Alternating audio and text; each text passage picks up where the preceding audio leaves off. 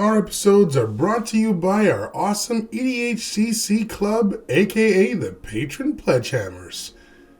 Thank you for making our content possible. If you'd like to support the channel and get some sweet bonuses, check out our Patreon link in the description below.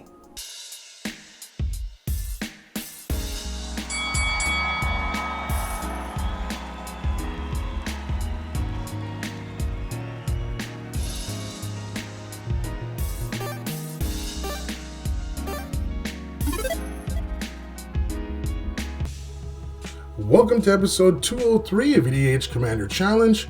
I'm your host, BT. You guys find, or is it just me, that this year is passing by super fast?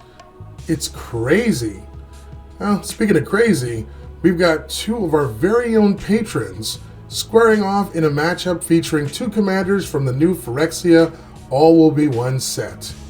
Without any further ado, let's go check out those opening hands. First, in this corner, with an opening hand of a mountain, Lonely Sandbar, Shivan Reef, Dissipate, Opposition, Wizards of They, Solve the Equation, and his Izzet style general Ovika Enigma Goliath. He is the MTG OG. This is Mark.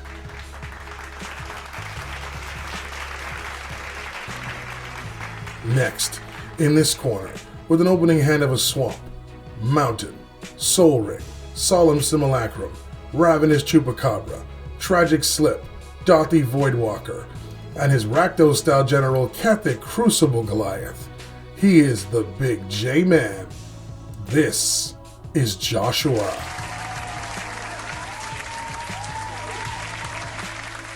Mark won the dice roll to start us off, so let's begin this Patreon Goliath style card fight. For their first turns, Mark plays Lonely Sandbar, and Josh plays a swamp into a turn 1 Soul Ring. Mark plays Shivan Reef, while Josh plays a mountain and casts his sad robot Solemn Simulacrum. With its ETB, he places a swamp from his deck into play tapped. Mark plays an island and passes. Josh starts his turn by casting Dothy Voidwalker, but Mark casts Dissipate to counter and exile said Voidwalker. Josh then moves into combat and attacks with his robot for 2 damage, before passing. Mark plays a mountain and casts Wizards of They, passing. Josh casts Ravenous Chupacabra and uses its ETB to destroy the wizards. Then he moves into combat and hits with his robot for 2 again. Mark starts his turn by casting Solve the Equation and uses it to add Factor Fiction from his deck to his hand. For Josh's turn, he casts his general, Kethek. Then he moves into combat and attacks with his other 2 creatures for a total of 4 damage, before passing. During his end step, he uses his general's trigger to sack his sad robot, which in total with their triggers lets him draw a card, and then get a new creature from his deck with lower CMC, which in this case is Professional Facebreaker. Mark plays a mountain and casts Skirt Prospector, passing. Josh plays a mountain and moves into combat and waves with all of his creatures. Mark declares no blocks and takes 8 damage. Thanks to the Facebreaker, Josh gains a treasure token. In his second main phase, being terrified that Mark is 1 mana away from casting his general, Josh casts Feed the Swarm on the Prospector. Mark sacks it in response for a red mana to help cast the Factor Fiction he got earlier. His top 5 cards are Echo of Eons, Dockside Extortionist, Narset Parter of Veils, Shark Typhoon, and Temple of Epiphany. Josh makes his 2 piles, Mark takes 1, and the other pile goes to the grave. Mark plays Temple of Epiphany tapped, and scries the top card to the bottom, and passes. Josh plays Badlands, and sacks his treasure to help cast Sir Conrad the Grim. He then moves into combat and waves at his other creatures. In response, Mark casts Mystic Confluence. With his 3 choices, he bounces Kethek to Josh's hand, and then draws 2 cards. Then we move to damage, and Mark takes 4, while Josh gains his treasure token back thanks to his Facebreaker.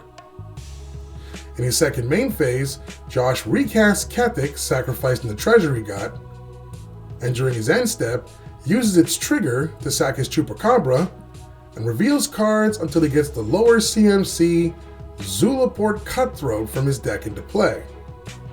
Also, Mark takes 1 damage from Sir Conrad's effect. Mark plays an island, and casts Mana Vault, followed by his general, Ovika, and passes. Josh moves straight into combat on his turn, and waves with everything. Mark responds by casting Resculpt on Conrad, which on cast grants him 2 1/1 Phyrexian Goblin tokens with haste. In response, Josh casts Doomblade, and pays the ward cost to kill Ovika. This, I believe, triggers Conrad and the Cutthroat, with Mark losing 2 and Josh getting 1 life. Then Conrad is exiled and replaced with a 4/4 blue and red elemental creature token. Then, still in combat, Josh casts Tragic Slip to take out one of Mark's Goblin tokens, which triggers the Cutthroat again, drain lifing Mark for 1. Mark declares no blocks and takes 7 damage. This also gains Josh a treasure token thanks to his Facebreaker. And in his second main phase, he casts Sensei's Divining Top before passing. During his upkeep, Mark takes 1 damage from not untapping his Mana Vault. He then casts Mind Stone, Arcane Signet, and then Dockside Extortionist. With its ETB, he gains 3 treasures, and then passes, hoping to survive the turn. During his upkeep, Josh uses his Sensei's Top to check and rearrange his top 3 cards. Then he draws and casts Vana's Hunger to make Mark sack a creature here. Mark sacks his Mind Stone to draw a card, and then cycles Forgotten Cave, looking for a counterspell to stop Josh, but sadly doesn't find one. Mark decides to scoop it up as he knows lethal damage is coming, and thus Josh takes the commanding win. Not much to say here. Josh kept the pressure on the entire game, since, well, picture this. When Josh cast Doomblade, imagine if Mark had, say, a free counterspell like Force of Will in his hand to stop his general from dying. Not only would Mark have gained 5 more goblins, he would have then moved on to his next turn, where he would have cast his Shared Animosity or his Coat of Arms in his hand, which would have pretty much had Josh staring down 10 to 12 goblins with haste and enough attack power to make his life total see more explosions than your average Michael Bay movie. In a 1v1 match, Ovika only needs 1 big spell, preferably an attack boost spell of some kind, to take out 1 single opponent.